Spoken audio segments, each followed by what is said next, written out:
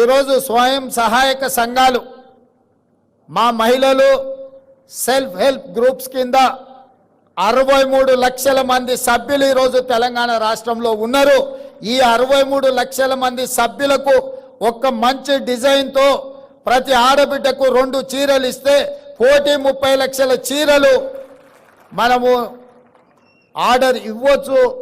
మంచి డిజైన్లతోని మంచి క్వాలిటీతోని ముందుకు రమ్మని మా అధికారులకు సూచన చేసినాం.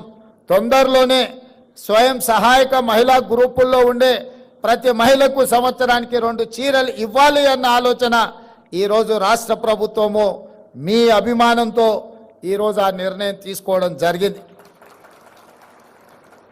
అదేవిధంగా సంఘాలలో ఎన్నికలుంటే నాయకులు తయారవుతారని మా మిత్రులు చెప్పిండ్రు. నేను కూడా బలంగా విశ్వసిస్తాను.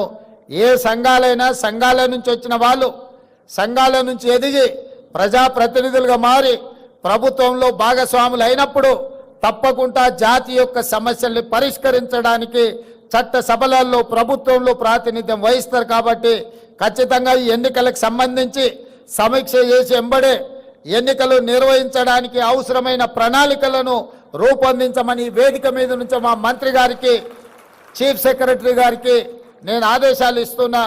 తక్షణమే ఆ కార్యాచరణను చేపట్టవలసిందిగా వారికి సూచన చేస్తున్నా. అదేవిధంగా రుణమాఫీ, రైతులకు రుణమాఫీ చేసిండ్రు, 30,000 కోట్ల రూపాయలు చేసిండ్రు. మరి 30 కోట్లున్న మా చేనేత కార్మికులకు చెయ్యండి అని ఈ వేదిక మీద నుంచే విజ్ఞప్తి రావడం జరిగింది. నిజంగానే 30 కోట్లుంటే ఒక్క కలం పోటుతోని 30 కోట్ల రూపాయలు మీ రుణాన్ని మాఫీ చేసే బాధ్యత